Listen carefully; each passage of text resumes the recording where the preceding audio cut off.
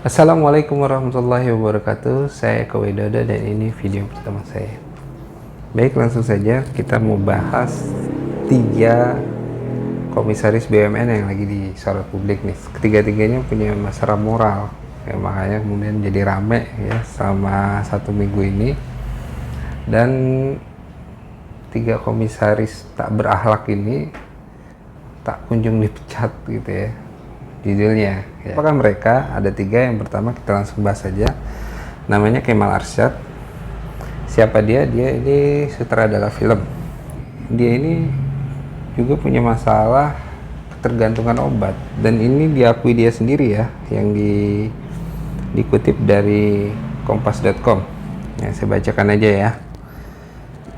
Pada Maret 2008 bersama beberapa temannya, Kemal coba mengutak-utik BlackBerry dan menciptakan aplikasi yang intinya dapat memudahkan konsumen dalam menggunakan ponsel ini. Waktu itu kami perlu merefresh memori, meski tidak tahu caranya. Terpikir juga kenapa kami tidak membuat settingannya sekalian di dalam BlackBerry, ujar pria kelahiran tahun 1976 yang berhasil bangkit dari ketergantungan narkotik, dikutip dari kompas.com ya. Dan kasus komisaris BUMN yang punya masalah ketergantungan obat ya, ini kan nggak cuma ini, tapi oke lah, toh orang juga nggak ada yang tahu walaupun dia ngaku sendiri ya. Dan dia kan disorot justru karena kontroversinya yang mau ngeludahin Gubernur Anies. Nah ini kan sangat sangat tidak beradab gitu, sangat tidak berakhlak, mau ngeludahin muka Gubernur Anies. Saya bacakan, @Kemal Arsyad, halah bangsat bener nih orang, kalau ketemu gue ludahin mukanya. Dan ternyata dia ngomong begini ini bukan sekarang aja, bukan kali ini aja, sebelum-sebelumnya juga sudah pernah ngomong seperti ini. Ini saya bacakan lagi nih ya, Twitter Kemal Arsyad juga. Ini tahun 2020. Ada Twitter Raden Sulistyo yang bilang, tenang, nanti resapan RT akan dibuat lubang besar ke dalam bumi agar air masuk ke dalam bumi, bukan dialirkan ke laut. Terus ya Kemal Arsyad nih balas, tolong jangan posting foto Anies di reply mention saya muak dan jijik. Refleks awam bawah sadar saya, kalau ketemu Anies pasti bakal gua ludahin mukanya tuh. Nah, setelah tweetnya ini viral ramai, akhirnya sang komisaris PT Aspindo ini minta maaf. Dia 2 kali minta maaf. Cuma yang pertama ini kayak rada-rada nggak ikhlas gitu. Iya, karena masih ada tapinya. Ya namanya minta maaf kalau masih ada tapi, ya itu nggak ikhlas lah. Makanya masih dibully aja sama netizen. Dan sebenarnya kan netizen itu dia membandingkan kasus ini dengan kasusnya Ahmad Dhani. Ya, kasusnya Ahmad Dhani. Karena ini perbuatannya ya mirip ya, sama-sama ngeludahin. Bahkan ini kata-kata kasarnya juga ada keluar gitu. Jadi ini double. Tapi kok Ahmad Dhani di penjara dia enggak gitu. Jadi kan netizen bilang dong, gimana keadilan gitu. Gimana keadilan? Nah, karena keadilan tak kunjung datang, akhirnya ya netizen ini punya cara sendiri dia. Punya cara sendiri. Ya dibongkar lah. Ya, jejak rekam digital masa lalunya si Arsyad ini ternyata ini orang punya masalah mental, punya masalah moral ya. Kata-katanya tuh kasar, busuk. Saya bacain aja ya, ini dari @Kemal Arsyad. Katanya ini tweet lama ya, tahun 2012 nih, tapi udah kayak gini bunyinya. Makin gede aja tuh pala si Rizik, jenggot sama jembutnya bisa nyambung tuh kayak. Dia ngomong kayak gini aja ke orang biasa itu udah nggak pantas. Dan kalau orang punya moral yang benar, yang baik, itu juga nggak mungkin ngomong kayak gini. Siapa aja ya, ke orang yang dia nggak suka sekalipun. Apalagi ini dia ngomong begini kepada ulama, ya. Jenggot sama jembutnya nyambung katanya. Ya Allah. Nah, terus dia bilang lagi nih, tahun 2017, Malaysia KONTOL.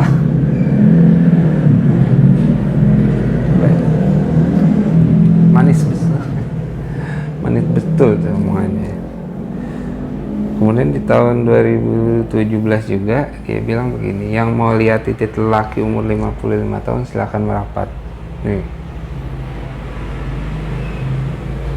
Nah terus juga ada ini tweet yang sebenarnya arahnya sudah ke pelecehan seksual dan sudah merendahkan martabat wanita lah ya, nggak pantas banget dilakukan oleh pejabat publik. Kan orang yang bukan pejabat publik aja itu nggak pantas ngelakuin ini, karena kan seburuk-buruknya laki-laki itu kan punya lahir dari rahim seorang ibu, dia punya saudari atau mungkin dia punya anak perempuan atau dia tidak punya teman wanita gitu. Tapi kok dia ngomongnya begini gitu, kayak nggak ada otak gitu ya. Nih dari Twitter Reza Syariati ya, dia bilang dia memposting fotonya foto wanita Tiongkok ya, namanya Liu Xiaoqing, usia 60 tahun. Dibalaslah sama Dian Supolo, kata dia itu mereka semua cantik bukan karena 360 kan, badannya juga gila banget bagusnya. Dibalas lagi sama Kemal Arshad, kata dia gue pengen pegang tete sama pantatnya, kata dia, penasaran. Ini sampai yang yang punya akun heran gitu, dia bilang kenapa ya kok gue heran lihat komen lo ya Mal, kata dia, saking nih orang kok gitu banget ya, ngomongnya jorok banget gitu. Itu udah masuk pelecehan seksual kayak gitu tuh, sangat tidak menghargai wanita gitu. Nah terus dia bilang lagi nih, anjrit badannya nih Pere, aku iri, kata dia, kata si Dian Supolo. Dibalas sama si Emal, badannya bagus cuma nggak ada teteknya, katanya, body shaming.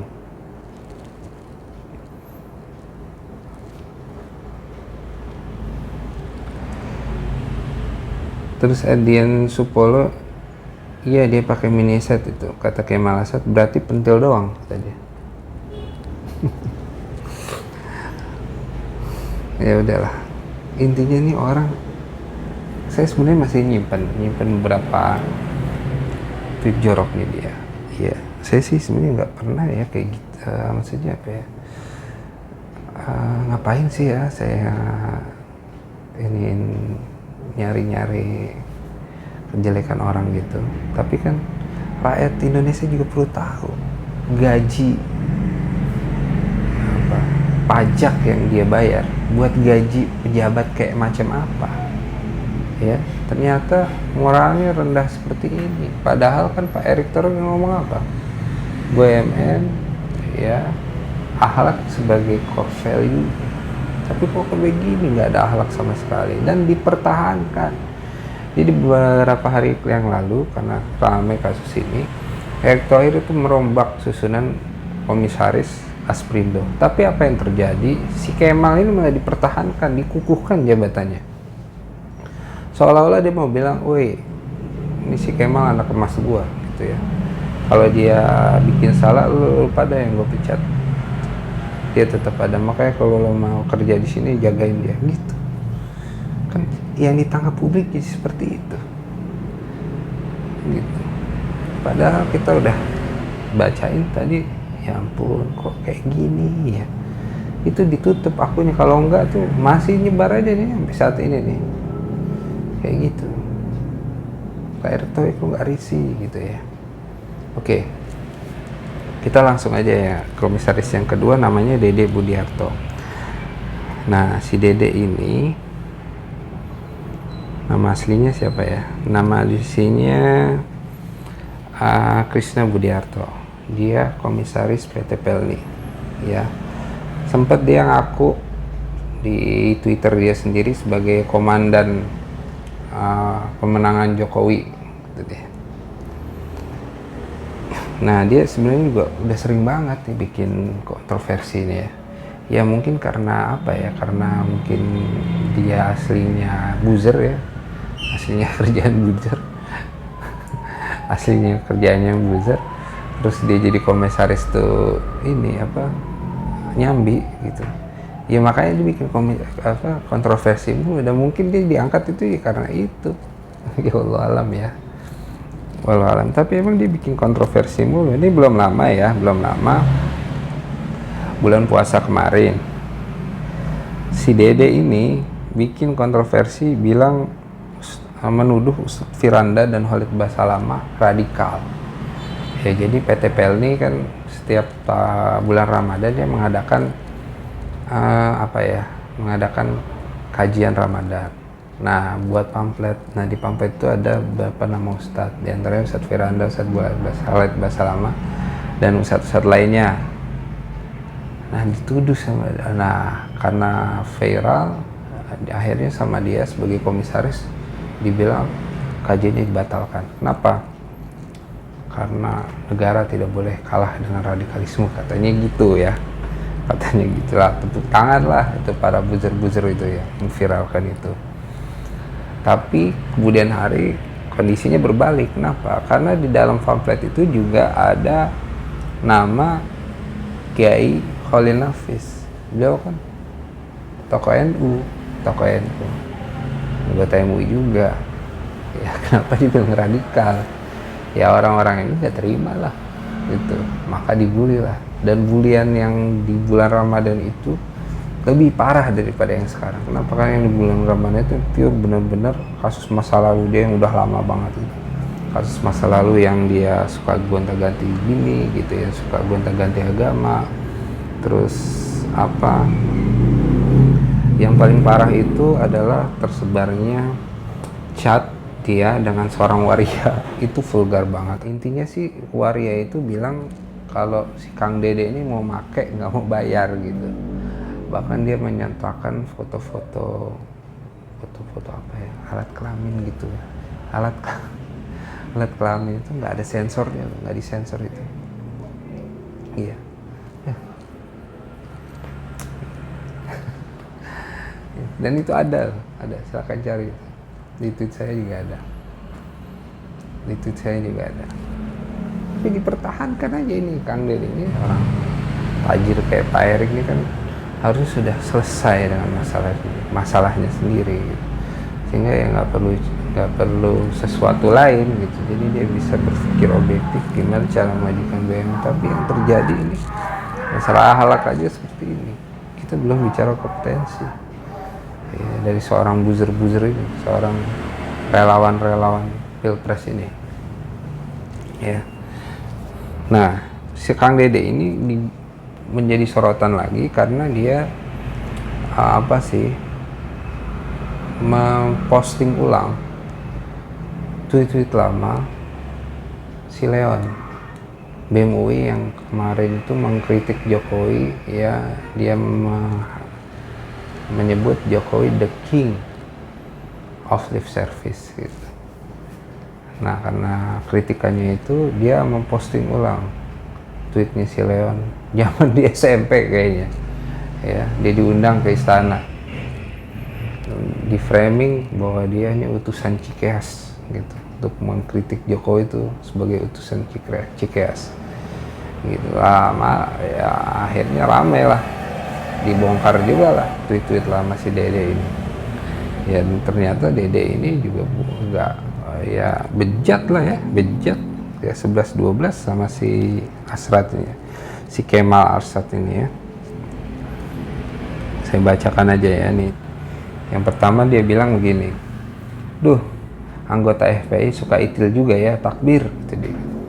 Nih, saya bilang kalau orang punya moral etik yang baik, yang bagus, nggak mungkin lah ngomong kayak gini. Mau ke siapa aja, mau ke orang yang dia benci sekalipun ya enggak lah ngomong kayak gini. Apalagi ngomong di media sosial ya, yang jak digitalnya itu bakal menetap tuh, mau sampai kapanpun gitu.